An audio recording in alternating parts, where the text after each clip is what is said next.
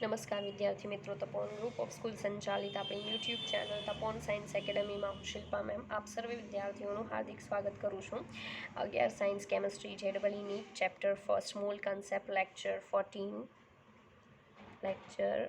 14 okay. ચાલો, in case લેક્ચરના નંબરમાં આમ તેમ હોય તો જરા ચેક કરી લેજો, બરાબર છે. ચાલો, લાસ્ટ વિડીયો લેક્ચરની અંદર યાદ હોય તો હું રાસાયણિક સંયોગીકરણના નિયમો જે છે એ નિયમો ચલાવતી હતી. એમાં મેં ફર્સ્ટ ચલાવ્યો હતો દ્રવ્ય સંચયનો નિયમ, સેકન્ડ ચલાવ્યો હતો નિશ્ચિત સંરચનાનો નિયમ, થર્ડ વન હતો સરળ ગુણક પ્રમાણનો નિયમ, બરાબર. અને ફોર્થ વન જે છે એ હવે આપણે જોઈશું, ચોથા નંબરનો, બરાબર. એ કયો નિયમ આવશે? એ આવશે સંયોજિત ભારનો નિયમ, જેને વ્યસ્ત પ્રમાણના નિયમ તરીકે પણ ઓળખવામાં આવે છે, બરાબર. સંયોજિત ભારનો નિયમ, સંયોજિત ભારનો નિયમ. અને આ જે છે એને બીજું કહેવાય છે વ્યસ્ત પ્રમાણનો નિયમ, વ્યસ્ત પ્રમાણનો નિયમ, સંયોજિત ભારનો નિયમ ઓર વ્યસ્ત પ્રમાણનો નિયમ, બરાબર. ચાલો, હવે આ શું કહેવા માંગે છે અને કયા વૈજ્ઞાનિકે આપ્યો? તો રિચર્ડ રિક્ટર, બરાબર. તો રિક્ટર નામનો વૈજ્ઞાનિક જે છે એણે આ નિયમ આપેલો છે. નોર્મલી આ નિયમ શું કહેવા માંગે છે? તો જ્યારે બે જુદા જુદા તત્વના જુદા જુદા દળ એ કોઈ બીજા સમાન તત્વના સમાન દળ સાથે સંયોજિત થાય, બરાબર, સંયોજિત થઈને એકબીજા સાથે ચોક્કસ પ્રમાણમાં સંયોજાઈને એક અથવા તો વધારે સંયોજન રચી શકે છે. પહેલાં તો મારે એક્ઝામ્પલ આપવું પડશે. હું એક્ઝામ્પલ આપીશ તો તમે નિયમ સમજી શકશો, બરાબર છે. તો પહેલાં આપણે એક્ઝામ્પલ જોઈએ અને પછી નિયમ. ઓકે, ચાલો. એક્ઝામ્પલની અંદર માનો કે મારી પાસે છે Cl2O અને સેકન્ડ વન છે H2O. ઓકે, હવે આને પ્રોપર સમજવું. મેં બે કમ્પાઉન્ડ લીધા છે. ફર્સ્ટ વન છે Cl2O એન્ડ સેકન્ડ વન છે H2O. ઓકે, નાવ આપણે શું કરશું કે આ જે Cl2O છે એ, બરાબર, અને આ બંનેના વજન કેટલા છે એ લેવાના. પહેલાં Clનું વજન, ઓક્સિજનનું વજન, બરાબર. અહીંયા કોનું? હાઇડ્રોજનનું વજન અને ઓક્સિજનનું વજન. પ્રોપર સમજવું. અહીંયા Cl કેટલા છે? 2 છે, તો 2 ગુણ્યા 35.5, બરાબર. કેટલું કરવાનું? 2 ગુણ્યા 35.5. હવે તમને થશે કે 35.5 શું છે? તો એ તમને કહી દઉં કે 35.5 જે છે એ ક્લોરીન છે, એનો પરમાણુ ભાર છે. રેડી? ઓકે, તો ક્લોરીન જે છે એનો પરમાણુ ભાર જેટલો હોય એને ગુણ્યા 2 કરવાના. અત્યારે નોર્મલી એનું વજન એટલું ગણાય. ઓકે, ચાલો. મીન્સ કે જ્યારે કાંઈ પણ ન આપે અને તમારે વજનની ગણતરી કરવાની થાય તો સીધી વાત છે, એનો પરમાણુ ભાર કે અણુભાર તમારે લેવો પડે. રેડી? ચાલો, તો 35.5 ગુણ્યા 2 કરીએ તો એનું વજન આ સંયોજનની અંદર કેટલું છે? 70 ગ્રામ છે, બરાબર. 70 ગ્રામ પ્રતિ મોલ. આના 1 મોલમાં ક્લોરીનનું વજન કેટલું છે? 70 ગ્રામ, બરાબર. ઓક્સિજન છે એ તો એક જ છે, તો 1 ગુણ્યા 16. કેટલા ગ્રામ ઓક્સિજન છે? 16 ગ્રામ, બરાબર. 1 મોલમાં 16 ગ્રામ ઓક્સિજન છે. ઓકે, અહીંયા આવીએ. આના પાણીના 1 મોલની અંદર હાઇડ્રોજન કેટલા ગ્રામ છે? 2 ગ્રામ છે. ઓક્સિજન કેટલા ગ્રામ છે? 16 ગ્રામ છે. રેડી? હવે આપણે એને સમજવાનું છે કે આ નિયમ શું કહેવા માંગે છે. તો સમજો, જ્યારે બે જુદા જુદા તત્વના, બરાબર, જ્યારે બે જુદા જુદા તત્વના જુદા જુદા વજન એ કોઈ એક તત્વના, સેમ તત્વ છે ને, એક તત્વના એટલે કે સમાન તત્વના સમાન દળ સાથે કેટલા ગ્રામ છે? 16 ગ્રામ. સમાન દળ સાથે સંયોજાય ત્યારે તે બે જુદા જુદા તત્વો પણ એકબીજા સાથે સંયોજાય અને એક નવું સંયોજન અથવા એક કરતાં વધારેની સંખ્યામાં સાદા ગુણોત્તરવાળા સંયોજનો બનાવી શકે છે. રેડી? તો ફરી પાછું કહું, આપણે લીધું છે Cl2O, સેકન્ડ છે H2O. ઓકે, બંનેના વજન લખીએ તો આના 1 મોલમાં Clનું વજન છે 70 ગ્રામ, ઓકે, અને ઓક્સિજનનું છે 16 ગ્રામ. એ જ રીતે પાણી જે છે H2O, એમાં હાઇડ્રોજન છે 2 ગ્રામ, ઓક્સિજન છે 16 ગ્રામ.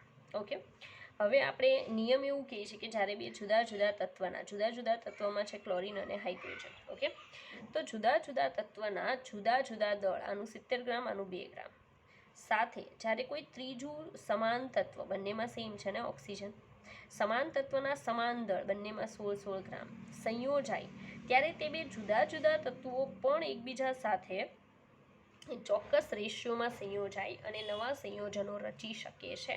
જેમ કે એચ અને સીએલ સંયોજાઈને નોર્મલી શું બનાવે? HCl. બરાબર. કેટલા રેશિયામાં? તો 1:1 થાય. બરાબર. 1:1 રચી શકે છે. જરૂરી નથી કે હંમેશા આ જ રીતે બનશે.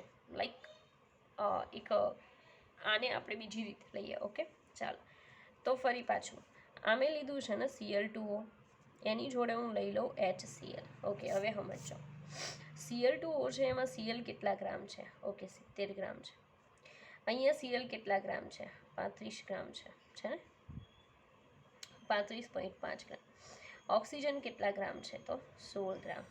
ઓકે. હાઇડ્રોજન કેટલા ગ્રામ છે? 2 ગ્રામ. આ Clનું છે, અહીંયા આ હાઇડ્રોજનનું છે. સોરી, 1 જ ગ્રામ છે, માય ફોલ્ટ. ઓકે, તો હવે સમજો કે Cl2O અને HCl લીધા છે. બરાબર. એમાં પાછો આપણો નિયમ લગાવીએ કે જ્યારે બે જુદા જુદા તત્વો ઓક્સિજન હાઇડ્રોજન ના જુદા જુદા દળ કોઈ ત્રીજા સમાન તત્વના, બંનેમાં Cl છે, ના સમાન દળ સાથે, આનું 70 ગ્રામ છે, આનું કેટલું છે? 35.5. ઇનકેસ મારે આ બંનેને સેમ કરી દેવાના, ગમે એ થાય, બંનેને કેવા કરી દેવાના? સેમ. બરાબર. તો 35.5 ગુણ્યા 2 કરી નાખું તો આ નીચેનાની 2 વડે ગુણવું પડે તો આનો આન્સર 2 આવે ને આનો કેટલા ગ્રામ આવી જાય? 70. રેડી. તો કહેવાનું એમ છે કે ત્યારે 70 ગ્રામ જે છે એ સમાન દળ સાથે આ બે જુદા જુદા તત્વોના જુદા જુદા દળ સંયોજાય ત્યારે આ બે તત્વો પણ એકબીજા સાથે સંયોજાય. અહીંયા 2 ગ્રામ, અહીંયા 16 ગ્રામ. બરાબર છે. તો આ 2 ગ્રામ એટલે કેટલા હાઇડ્રોજન થયા? 2 હાઇડ્રોજન. 16 ગ્રામ એટલે કેટલા ઓક્સિજન? 1. તો શું બનાવી નાખે? H2O. રેડી. તમે આમ પણ લખી શકો H2O2.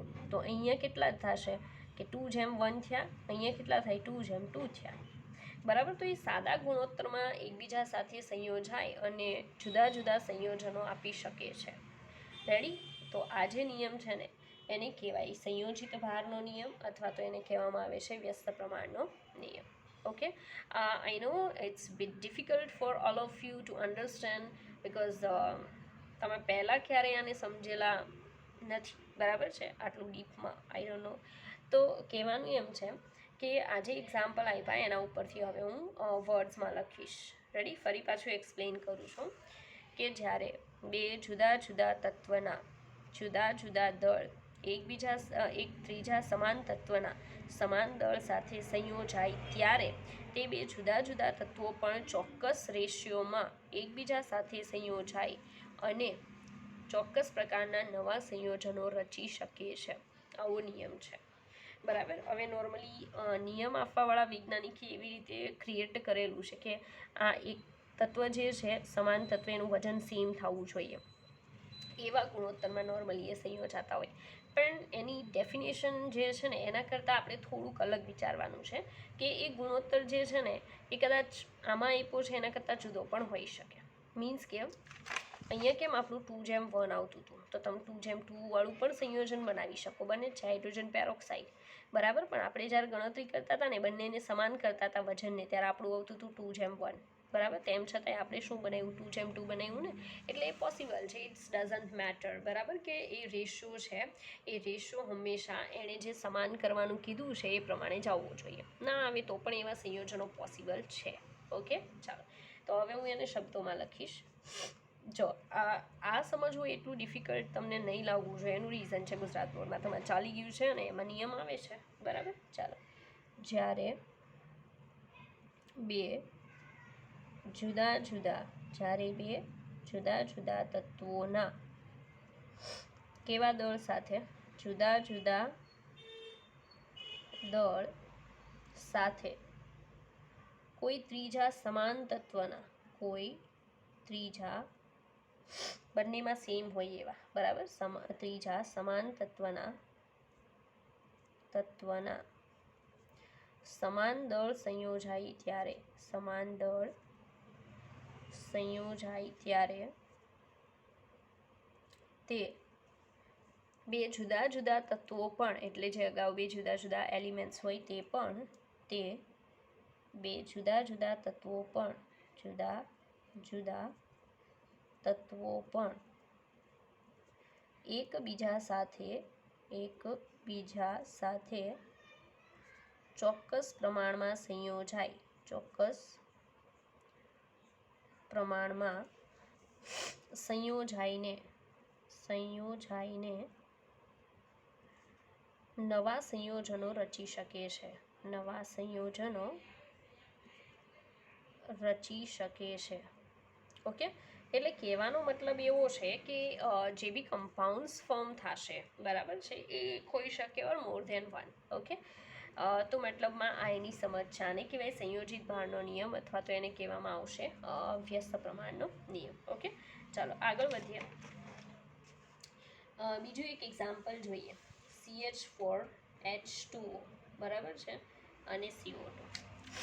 કારણ કે એક એક્ઝામ્પલથી તમે આને સમજશો એવું મને નથી લાગતું. રેડી? એટલે આપણે બીજા એક્ઝામ્પલ પર જઈએ. હવે ઇનકેસ ચોપડીમાં કદાચ જ આપ્યું હોય તો, કારણ કે ઘણીવાર આર્ગ્યુમેન્ટ થાય છે કે ભાઈ ચોપડીમાં નથી, બરાબર, ભાઈ એક્ઝામની અંદર પૂછાય છે એટલે આપણે તો કરવાનું જ છે. ચાલો, મારું કહેવાનું એમ છે, પ્રોપર સમજજો કે હું CH4 લઉં અને બીજું લઈ લઉં H2O. રેડી? હવે સમજો. તો આના તત્વો લખો. એક કાર્બન છે ને એક હાઇડ્રોજન છે. ઓકે, અહીંયા એક ઓક્સિજન છે ને શું છે? હાઇડ્રોજન. રેડી? બંનેના વજન લખો. કાર્બન 12 ગ્રામ, એક જ છે ને એટલે 12 ગ્રામ. હાઇડ્રોજન 4, તો કેટલા ગ્રામ? 4 ગ્રામ. કારણ કે એક હાઇડ્રોજન 1 ગ્રામ હોય તો 4 હાઇડ્રોજન કેટલા? 4 ગ્રામ. ઓકે, ઓક્સિજન 1 છે, કેટલા ગ્રામ? 16 ગ્રામ. હાઇડ્રોજન કેટલા છે? 2 ગ્રામ. રેડી? હવે સમજો જે આપણને કીધું હતું એ પ્રમાણે કે જ્યારે બે જુદા જુદા તત્વોના જુદા જુદા દળ એ કોઈ ત્રીજા સમાન તત્વના, આ ત્રીજું સમાન તત્વ છે ને, ના સમાન દળ સાથે, અત્યારે સમાન છે નહીં, આપણે સમાન કરશું, બરાબર, સમાન દળ સાથે સંયોજાય ત્યારે બે તત્વો પણ ચોક્કસ રેશિયોમાં એકબીજા સાથે સંયોજાય અને શું કરી શકે? નવા સંયોજનો રચી શકે. રેડી? સીધી વાત છે. તો અહીંયા આને ગુણ્યા મારે કેટલા કરવા પડે? 2, તો 4 ગ્રામ થઈ જશે ને. તો આ બેનું સમાન દળ થશે તો ઉપરવાળાની કેટલા વડે ગુણવું પડે? 2, એટલે કેટલા ગ્રામ થઈ જાય? 32 ગ્રામ. તો ઓક્સિજનની સંખ્યા કેટલી થઈ ગઈ? 2. કાર્બન તો એઝ ઇટ ઇઝ રહેશે કારણ કે આ સાઈડ ગુણ્યું નથી. રેડી? તો કયું સંયોજન બને? CO2. કેટલા રેશિયોમાં બન્યું? 1:2. પણ CO પણ પોસિબલ છે ને જે 1:1 છે. એટલે ઇટ ડઝન્ટ મેટર કે આ લોકોએ જે ડેફિનેશન આપી છે તમે એને ફોલો કરો. જસ્ટ તમને ખબર હોવી જોઈએ કે આવા સંયોજનો પોસિબલ છે. રેડી? તો કહેવાનું એમ છે કે આજે તમે જુઓ છે ને શું કહેવાય? સંયોજિત ભારનો નિયમ, અને એ તમને આવડવો જોઈએ. રેડી? ઓકે, તો આઈ થિંક હવે ઓકે છે. આગળ વધીએ આપણે. તેમ છતાં એક જોઈ લઈએ, બરાબર. આ રીતે લખી શકાય કે ભાઈ CH4, then here CO2 and H2O. Okay, આવું કે આમાં તમે જોઈ શકો છો કે તમે કોઈ પણ બેની પેર લેશો ને તો ત્રીજું સંયોજન એમાંથી બનશે. ઓકે, ચાલો ત્રીજું એક્ઝામ્પલ આપણે ક્રિએટ કરીએ. ત્રીજું એક્ઝામ્પલ છે આપણી પાસે SO2, બરાબર, અને H2O. ઓકે, ચાલો, તો આમાંથી કયું સંયોજન બનતું હશે વિચારો. બરાબર, ચાલો જોઈએ આપણે. એક છે સલ્ફર, એક છે oxygen. Here hydrogen and oxygen. Sulphur 32 ગ્રામ હોય નોર્મલી, કારણ કે એક જ છે. હાઇડ્રોજન 2 છે ને તો 2 ગ્રામ છે. ઓક્સિજન અહીંયા 2 છે તો 32 ગ્રામ છે. ઓક્સિજન અહીંયા 1 છે તો 16 ગ્રામ છે. બરાબર, હવે આપણે આપણો નિયમ લગાવીએ. આપણે એમ કહેવાનું છે કે જુદા જુદા તત્વના જુદા જુદા દળ સાથે ત્રીજા સમાન તત્વના સમાન દળ સંયોજાય. રેડી? કેવા દળ સંયોજાય? સમાન દળ. ત્યારે તે બે તત્વો પણ એકબીજા સાથે સંયોજાય અને નવું સંયોજન રચે. હવે 16 ગ્રામ છે એને હું 32 ગ્રામમાં કન્વર્ટ કરવા માટે આને કેટલા વડે ગુણવાનું? 2 વડે. આની કેટલા વડે? 2 વડે. બરાબર, તો આ કેટલા ગ્રામ થાય? 4 ગ્રામ. આ કેટલા ગ્રામ થયા? 32 ગ્રામ. રેડી? તો બંને સેમ થઈ ગયા. ત્યારે ઉપરવાળું તત્વ જે છે બંને એ પણ એકબીજા સાથે ચોક્કસ જથ્થામાં સંયોજાય, બરાબર, અને નવું સંયોજન રચી શકે, આવું કહેવાનું છે. તો નોર્મલી શું થતું હશે કે તમે કેટલું લઈ શકો? જેમાં બેકી સંખ્યા આવતી હોય એમાં 2 ઘટાડીને વધારીને તમે કામ કરી શકો. ચાલો, સલ્ફરની સંખ્યા કેટલી આવી? 1, તો સલ્ફર 1. હાઇડ્રોજનની સંખ્યા અહીંયા કેટલા? 4 ગ્રામ, તો 4 આવી. પણ આવું કોઈ સંયોજન પોસિબલ નથી. નોર્મલી શું બને? H H2S બને, હાઇડ્રોજન સલ્ફાઇડ બને. શું બને? Hydrogen sulphide. કેટલા રેશિયોમાં આવ્યું? 2:1. આપણો રેશિયો હતો કેટલો? 4:1 હતો ને 4:1. પણ આપણે શું કરી શકીએ? મેં કીધું ને બેકી સંખ્યામાં ઘટાડીને કેવી રીતે સંયોજન બનાવી શકાય. બરાબર. તો ભાઈ તમને નહીં પૂછાય એ રીતે કે કયું સંયોજન બને છે, એવો કોઈ ક્વેશ્ચન નથી આવતો એક્ઝામની અંદર. ખાલી આવું બધું આપી દેશે ને પછી એમ કહેશે કયો નિયમ પડાય છે. તો સીધી વાત છે ને ભાઈ, સંયોજિત ભારનો નિયમ અથવા તો શું આવશે? વ્યસ્ત પ્રમાણનો નિયમ. ફિનિશ. ઓકે, ચાલો. જો ભાઈ કહેવાનું એમ છે કે જસ્ટ આપણે સ્ટેટમેન્ટ આપીને ફાઇન્ડ આઉટ કરવાનું હોય છે કે કયો નિયમ પડાય છે. તેમ છતાંય સ્ટુડન્ટને થોડુંક ડિફિકલ્ટ લાગે છે. એનું રીઝન છે કે સમજતા નથી. બરાબર છે? યાદ નહીં રાખો, સમજો.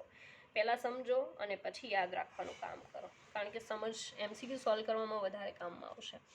ચાલો, ત્યાર પછીનો આપણે જોઈએ ગેલ્યુસેકનો વાયુમય કદનો નિયમ. 5th number. ગેલ્યુસેકનો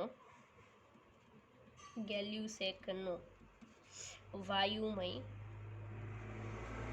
કદનો નિયમ. હવે આમાં મારે કોઈ સાયન્ટિસ્ટનું નામ આપવાની જરૂર નથી, because here I mention here Gay Lussac. બરાબર? Already I have mention. એટલે કહેવાનું એમ છે કે ગેલ્યુસેકનો વાયુમય કદનો નિયમ એ શું છે આપણે જોઈએ. ઓકે, તો ગેલ્યુસેકના વાયુમય કદના નિયમમાં સ્ટેટમેન્ટ આ રીતે આવશે કે જ્યારે વાયુમય પ્રક્રિયકો સંયોજાઈને વાયુમય નિપજો આપે, મતલબમાં કે પ્રક્રિયકો ગેસિયસ હોવા જોઈએ, નિપજો પણ કેવી હોવી જોઈએ? ગેસિયસ. ઓકે, તો વાયુમય પ્રક્રિયકો સંયોજાઈને વાયુમય નિપજો આપે ત્યારે વાયુમય પ્રક્રિયકો અને વાયુમય નિપજોનો ગુણોત્તર એ સાદી નાની પૂર્ણાંક સંખ્યા વડે દર્શાવી શકાય. બહુ સિમ્પલ વસ્તુ આપેલી છે, પહેલાં આપણે દર્શાવીએ. ચાલો. જ્યારે વાયુમય પ્રક્રિયકો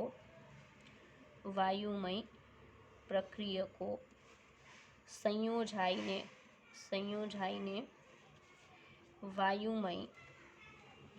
વાયુમય નિપજો આપે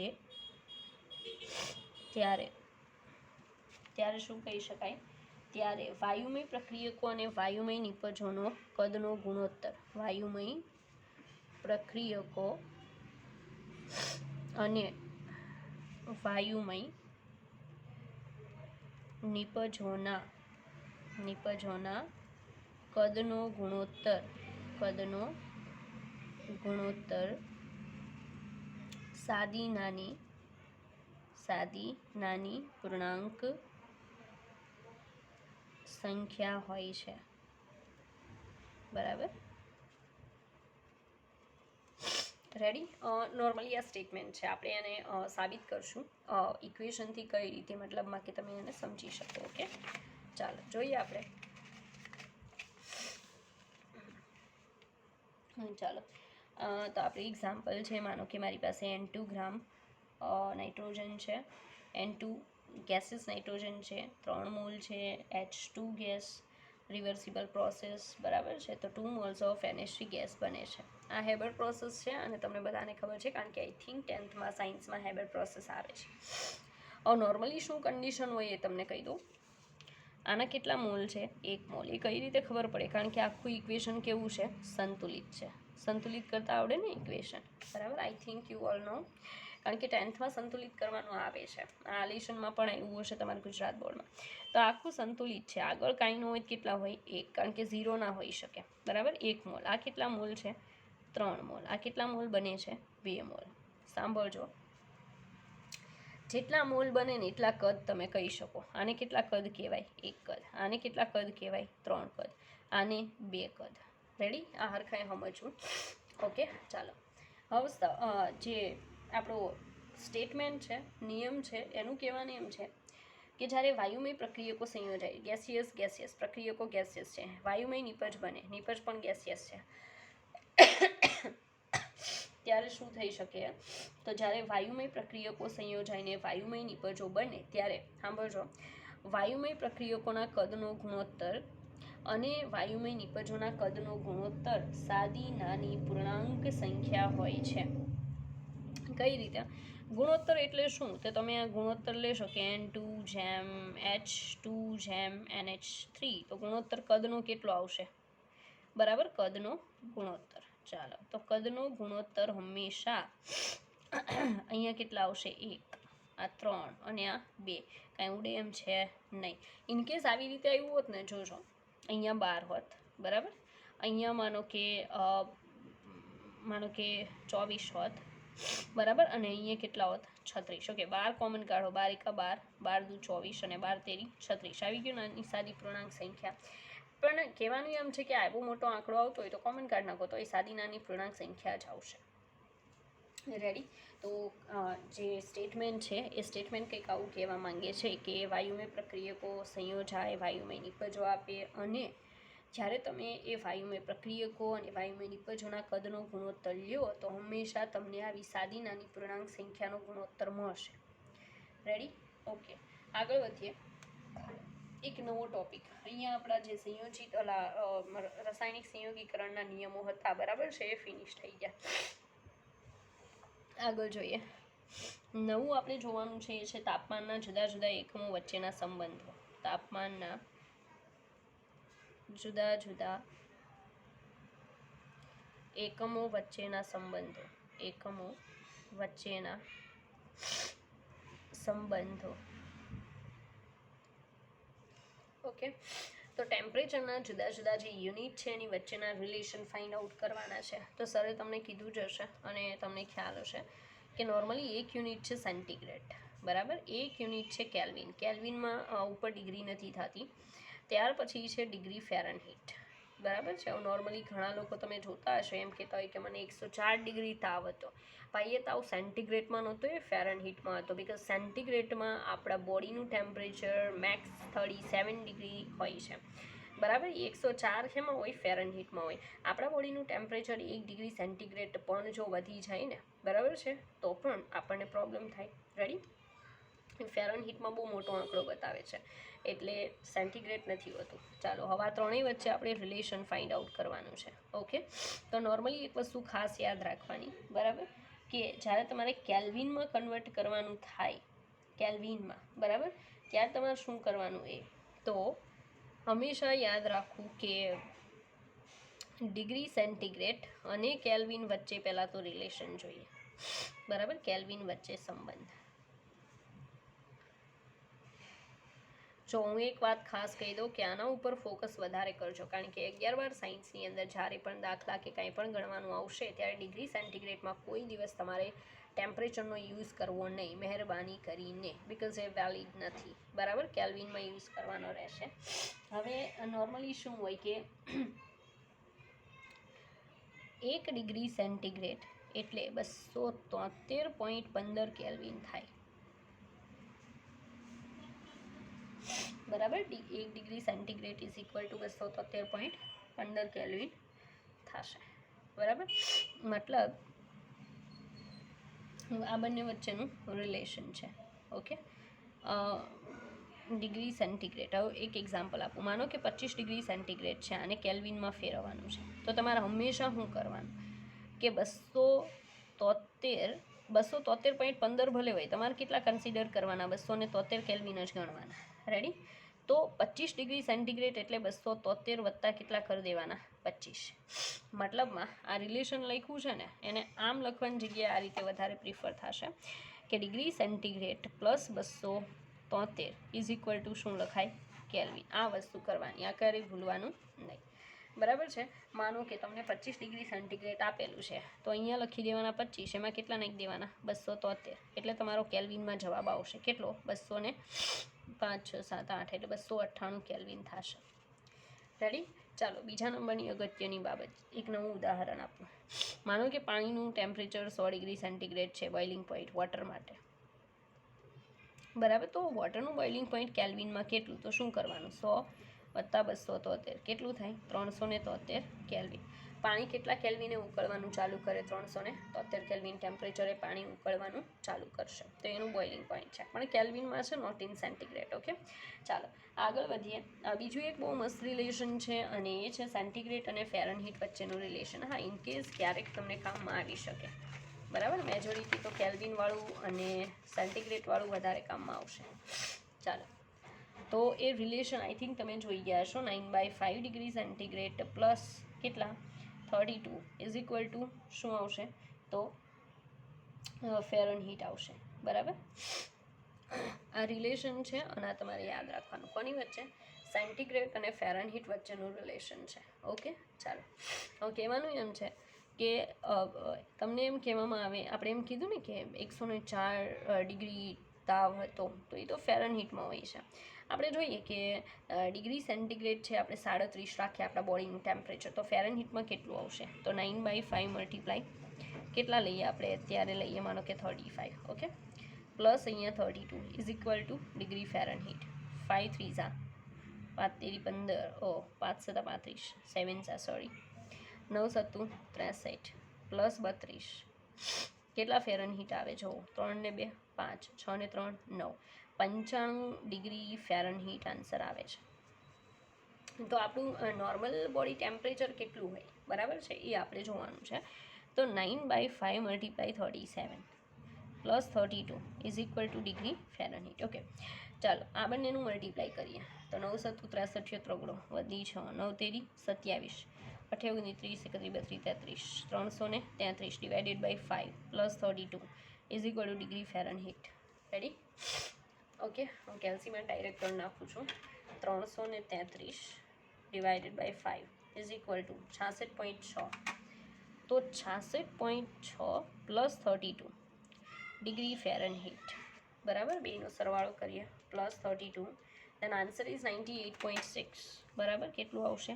98.6 ડિગ્રી ફેરનહીટ ઓલરેડી ટેમ્પરેચર હોય જ છે આપણા બોડીનું. હવે 104 ડિગ્રી ફેરનહીટ થાય તો એ કેટલા સેન્ટીગ્રેડ થતું હશે એ ગોતીએ. ચાલો, 9/5 degree centigrade plus 32 is equal two 104 degree. ઘણાને 104 ડિગ્રી તાવ હોય ને ફેરનહીટમાં. ઓકે, તો 9/5 degree centigrade is equal two 104 minus 32. Okay, 104 minus 32. Okay, 72. ચાલો, 72. રેડી? આ 9/5 ડિગ્રી સેન્ટીગ્રેડ છે, તો degree centigrade is equal to 72 multiply 5 divided by 9 થશે. તો 8 9 72, 8 9 72, 8 5 40, 40 ડિગ્રી સેન્ટીગ્રેડ થયું હોય. 37 39 40, ખાલી 3 ડિગ્રી વધ્યું હોય, બરાબર છે ને. 104 ડિગ્રી તાવ હોય, એનું બોડીનું ટેમ્પરેચર સેન્ટીગ્રેડમાં કેટલું વધ્યું હોય? 3 ડિગ્રી વધી ગયું હોય. રેડી?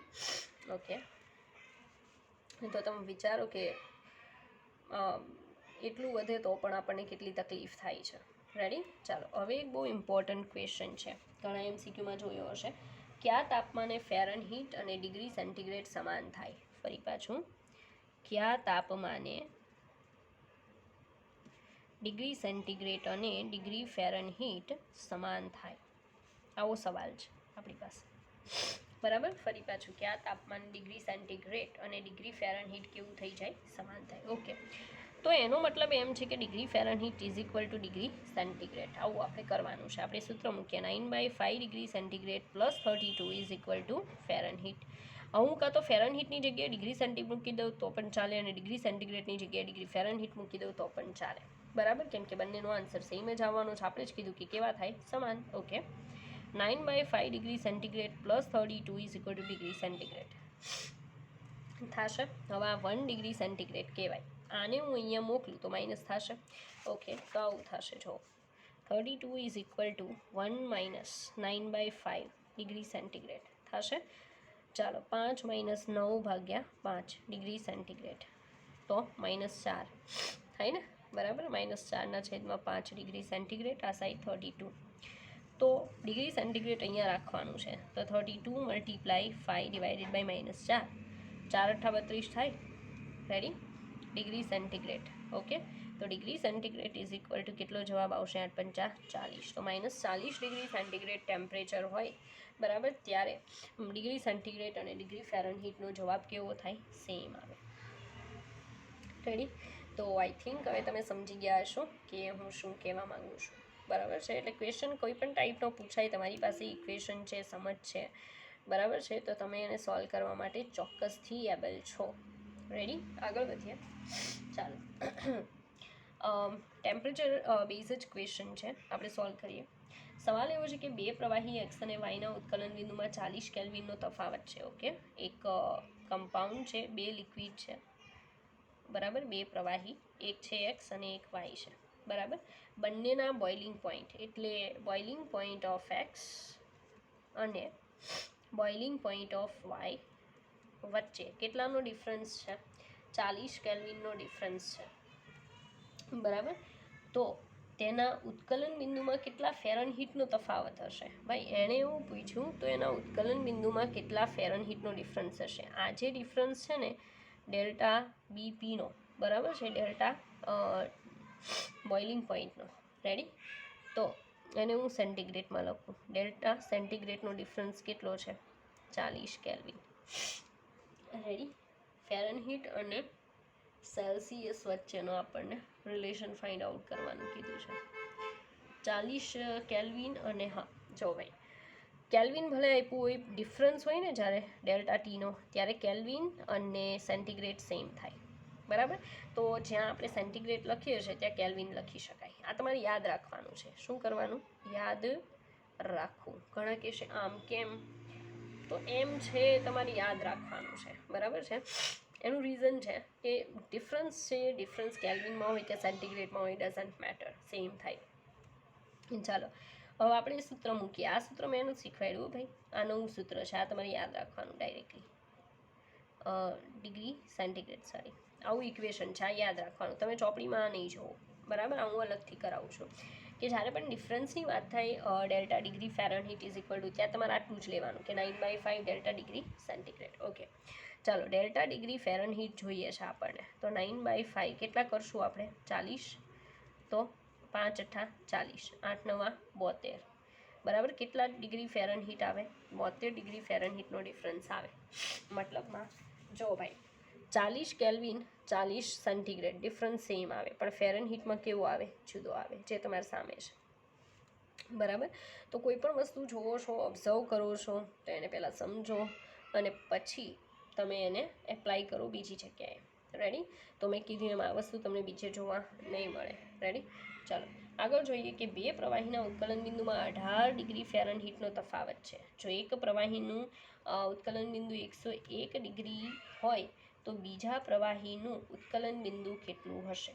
બરાબર, આપણે ફાઇન્ડ આઉટ કરીને બતાવવાનું છે. ઓકે, ચાલો જોઈએ સવાલ કેવો છે કહી દઉં પહેલાં. ન્યૂ ક્વેશ્ચન છે.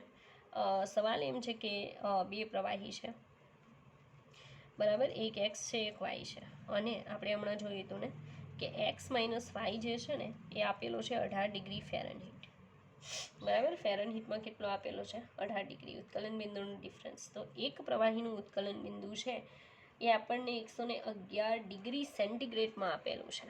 ઓકે, તો એક્સ છે એનું કેટલું આપેલું છે? 111 ડિગ્રી સેન્ટીગ્રેડ. રેડી? તો આપણે વાયનું ફાઇન્ડ આઉટ કરીને બતાવવાનું છે. તો આપણી પાસે જોઈ શકો છો તમે કે સેન્ટીગ્રેડમાં છે અને આ તો ફેરનહીટમાં છે, તો એમાંથી પહેલાં સેન્ટીગ્રેડમાં કન્વર્ટ કરવાનું. તો delta degree Fahrenheit is equal two 9/5 delta degree centigrade. આ કેટલું છે? 18. 9/5 ડેલ્ટા ડિગ્રી સેન્ટીગ્રેડ. આને કરતાં બનાવીએ તો 18 × 5/9, બરાબર. તો delta degree centigrade 9 × 2 = 18, 5 × 2 = 10. 10 is equal to delta degree centigrade. Difference 10નો આવી ગયો ડિગ્રી સેન્ટીગ્રેડમાં. તો આપણે શું કરવાનું કે delta degree centigrade is equal to X minus Y, બરાબર. તો શું થશે કે આ જે છે એ 10 આવ્યું, તો 111 માઇનસ વાય. વાયને આ સાઈડ લઈ લઈએ તો Y is equal to 111 minus 10. કેટલો જવાબ આવશે? 101 થશે, બરાબર. તો વાય 101 ડિગ્રી સેન્ટીગ્રેડ હશે. ઘણા કહેશે કે આનાથી ઊંધું પણ થઈ શકે ને. હા, પોસિબલ છે, પણ રકમ એવી રીતે આપશે કે જેથી તમને કોઈ પ્રોબ્લેમ થશે નહીં, તમે ઇઝીલી ફાઇન્ડ આઉટ કરી શકો. ઓકે, ચાલો. તો આમાં આટલા સૂત્રો તમારે યાદ રાખવાના હતા, આટલી મેથડ યાદ રાખવાની હતી, બરાબર છે. આગળ વધીએ. ચાલો તો કેટલાક રિલેશન જોવાના છે જેના બેઝ તમે દાખલા ગણશો, બરાબર. ચાલો તો એમાં આપણે પહેલાં જોશું મોલથી મોલનો સંબંધ. મોલથી મોલનો સંબંધ બહુ ઇઝી છે, એટલી કોઈ પ્રોબ્લેમ નથી. રેડી? ચાલો તો સવાલ એક ક્રિએટ કરું છું, એક્ઝામ્પલ, એટલે તમે સમજી શકશો. માનો કે તમને એમ કહેવામાં આવે કે 2 મોલ N2 વાયુ લેવામાં આવે અને 2 મોલ શું લેવાનું છે, N2 વાયુ લેવાનું છે, બરાબર છે, ત્યારે આપણને સામે વધારે પ્રમાણમાં શું લેવાનું છે, H2 વાયુ લેવામાં આવે.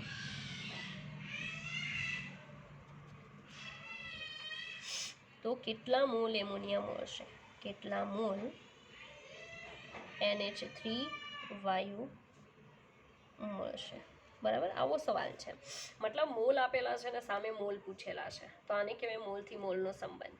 આવું જ્યારે પણ પૂછાય ત્યારે તમારી પાસે એક ઓપ્શન બને છે. First of all you will have to write equation N2 gas 3 moles of H2 gas reversible process 2 moles of શું બનશે, NH3 gas. ઓકે, ચાલો હવે તમારે શું કરવાનું, આ કેવો આપેલો છે, વધારે, ઓકે, આ કેવો છે, ઓછો. સીધી વાત છે ને, જે ઓછો હોય એને શું કહેવાય, લિમિટિંગ રિએજન્ટ કહેવાય. શું કહેવાય, લિમિટિંગ રિએજન્ટ. અને લિમિટિંગ રિએજન્ટની મદદથી જ તમારો જવાબ આવે. ઓકે, ત્યાં તમારે શું કહેવાનું, આના કેટલા મોલ છે, એક તમારે કહેવાનું કે 1 મોલ હોય ત્યારે કેટલા મોલ બને, 2 મોલ બને. 1 મોલ શું હોય, N2 ગેસ હોય ત્યારે 2 મોલ NH3 ગેસ બને. તો આપણે તો કેટલા મોલ લઈને કામ કરવાનું છે, 2 મોલ લઈને કામ કરવાનું ને. કીધું ને કે 2 મોલ N2 વાયુ લેવામાં આવે ત્યારે કેટલા મોલ એમોનિયા મળશે. તો અહીં કહેવાનું કે 2 મોલ N2 ગેસ વાપરવામાં આવે ત્યારે કેટલા મોલ આપણને શું મળે, NH3 ગેસ મળે. તો થઈ ગયું ને, મોલથી મોલનો રિલેશન છે, તો બહુ સિમ્પલ થઈ જાય તમારા માટે ફાઇન્ડ આઉટ કરવું. રેડી? તો મોલથી મોલનો સંબંધ હોય ત્યારે તમારે આવી રીતે દાખલો કરવાનો. ઓકે, ચાલો તો કહેવાનું કે 1 મોલે 2 મોલ મળે તો 2 કેટલા મોલ મળે, 2 ગુણ્યા 2 બરાબર 4 મોલ મળે. 4 મોલ શું મળે, NH3 ગેસ બને. છે સિમ્પલ, બરાબર. ચાલો આવું બીજું ઉદાહરણ જોવું હોય તો જોઈ લઈએ. H2 ગેસ છે પ્લસ આપણી પાસે શું છે, 1/2O2 ગેસ છે. રેડી? શું બનશે, 1 મોલ ઓફ શું બને, H2O. રેડી? હવે આપણે શું કહેવાનું, મોલથી મોલનું રિલેશન. આપણે એક વધારે રાખીએ ને એક કેવું રાખીએ, ઓછું, એટલે લિમિટિંગ રિએજન્ટ ગોતવું પડે નહીં, નકર ગોતવું પડે હો ભાઈ. ચાલો આને આપણે વધારે ના, આને ઓછું રાખીએ અને આને કેવું રાખીએ, વધારે. તો સીધી વાત છે, જે ઓછું હોય એને શું કહેવાય, લિમિટિંગ રિએજન્ટ. મેં સમજાવ્યું હતું અગાઉ પણ, બરાબર. બહુ બધા એક્ઝામ્પલ કરાવ્યા છે, માઇન્ડ તો ચલાવવું પડશે. ચાલો, તો જે ઓછું હોય એના મોલની સંદર્ભમાં આના મોલ ગણવાના. અત્યારે આના સૂત્રમાં કેટલા છે, તો આપણે કહેવાનું કે 1/2 મોલ O2 વપરાય ત્યારે 1 મોલ શું બને છે, H2O. તો આપણે તો શું કરવાનું છે, કેટલા મોલે ગણતરી કરવાની, એ મેં મોલ જે આપ્યા નથી આમાં હું આપી દઉં કે 3 મોલ હોય, બરાબર. 3 મોલ શું હોય, O2 ગેસ હોય લીધેલો આમાં, બરાબર છે. તો અહીંયા કીધું ને, આ વધારે ને ઓછું એવું કીધું, આ કેટલા મોલ લેવાના, તો 3 મોલ O2 હોય ત્યારે કેટલા મોલ પાણી બને, તો અડધા મોલે 1 મોલ બને છે. તો 3 મોલ O2 હોય, 3 મોલ O2 વપરાય ત્યારે ક્વેશ્ચન માર્ક મોલ પાણી બનશે. તો શું કરવાનું, 3 ગુણ્યા 1 એને ભાગ્યા 1/2, બરાબર. આ 2 ઉપર જશે કારણ કે છેદનો છેદ ક્યાં જાય, અંશમાં. રેડી? તો છેદનો છેદ અંશમાં જાય તો 3 ગુણ્યા 2 કેટલા મોલ પાણી બને, 6 મોલ પાણી બને. તો આ જે રિલેશન જોવો છો ને, એને કયું રિલેશન કહેવાય, મોલથી મોલનું સંબંધનું રિલેશન કહેવાય, બરાબર છે. એટલે મોલથી મોલનો સંબંધ કહેવાય, સીધી વાત છે.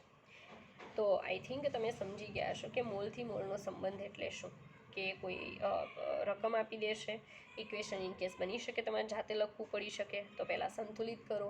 સંતુલન ઉપરથી જણાવો કે આટલા મોલ વપરાય ત્યારે આટલા મોલ બને, તો તમને જેટલા આપ્યા છે એટલામાંથી કેટલા, બરાબર. એને શું કહેવાય, મોલથી મોલનો સંબંધ. ચાલો આગળ વધીએ.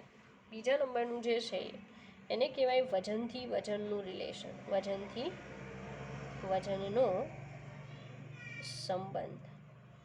ઓકે, એમાં પણ આપણે સેમ એક્ઝામ્પલ લઈ શકીએ, ડઝન્ટ મેટર, બરાબર. આપણે લઈ લઈએ N2 ગેસ વત્તા શું લઈએ, 3 moles of H2 gas. Ready? અને કહી દઈએ કે 2 મોલ્સ ઓફ NH3 ગેસ બને છે. હું રેન્ડમલી લઈ લઉં કે આની અંદર N2 વધારે છે H2 કેવું છે? ઓછું. તો આપણે ગણતરી કોના સંદર્ભમાં કરવાની? ઓછાના સંદર્ભમાં, કારણ કે એ કેવું રિએજન્ટ કહેવાય? Limiting reagent. પણ આપણને એમ કીધું કે H2 છે એના 6 ગ્રામ વપરાય, ત્યારે આ એમોનિયાના ક્વેશ્ચન માર્ક ગ્રામ બને, આ ગોતવાનું છે. બરાબર. ત્યારે તો પહેલાં તો સંતુલિત ઇક્વેશન ઉપર જવું પડે અને પછી કામ થાય. તો પહેલાં તો આપણે શું કરવાનું? આના કેટલા મોલ છે? 3 મોલ H2 છે ને, એનું વજન ગોતો. 1 મોલ H2 હોય, બરાબર, H2 છે, સાંભળજો, 1 મોલ H2 હોય તો 2 ગ્રામ, તો 3 મોલે કેટલા ગ્રામ થાય? 6 ગ્રામ થયા. 6 ગ્રામ શું છે? હાઇડ્રોજન. બરાબર છે. તો 3 મોલે આના કેટલા મોલ બને છે? 2 મોલ બને છે. 2 મોલ એટલે એનું કેટલું વજન થાય? 1 મોલ એમોનિયાનું વજન કેટલા ગ્રામ થાય? 17 ગ્રામ થાય ને. અણુભાર જેટલું વજન હોય નોર્મલી. તો શું કરવાનું કે 3 મોલ વાપરો છો એટલે કેટલા ગ્રામ વાપરો છો? 6 ગ્રામ. આપણને 6 ગ્રામ જ કીધા છે ને, બરાબર. તો સીધું 2 ગુણ્યા કેટલા ગ્રામ મળશે? 17 એટલે કેટલા? 34 ગ્રામ આપણને શું મળે? એમોનિયા મળે. ફરી પાછું જોઈ લો, આને વજનથી વજનનો સંબંધ કહેવાય. પહેલાં તો શું કરવાનું કે સૂત્ર લખો. ઓકે, આપણે લખો, એના મોલ લખો. 3 મોલ છે, આના 2 મોલ. આના 3 મોલ એટલે કેટલા ગ્રામ? 6 ગ્રામ. આના 2 મોલ એટલે કેટલા? 17 ગ્રામ. બરાબર. તો આમાં તો સીધું થઈ ગયું ને, કારણ કે એને 6 ગ્રામ વપરાય ત્યારે કેટલા ગ્રામ એમોનિયા મળે. તો સીધો જવાબ આવી ગયો. નહીં તો એમ કેવું પડે કે 6 ગ્રામે એટલા, તો એટલાય કેટલા. આમાં તો આપણે સીધું જ થઈ ગયું. બરાબર. કેટલા ગ્રામ મળશે? 34 ગ્રામ. રેડી? ચાલો. તો આ વજનથી વજનનો સંબંધ છે. હજી પણ આવા રિલેશન આપણે જોઈશું, બરાબર. પણ આપણો ટાઈમ ફિનિશ. આપણે નેક્સ્ટ વિડીયો લેક્ચરમાં જોઈશું, બરાબર છે. ત્યાં સુધી જેટલું પણ કરાયું છે એને શાંતિથી જોવો, એવા MCQ ફાઇન્ડ આઉટ કરો અને એને સોલ્વ કરવાની ટ્રાય કરો. રેડી?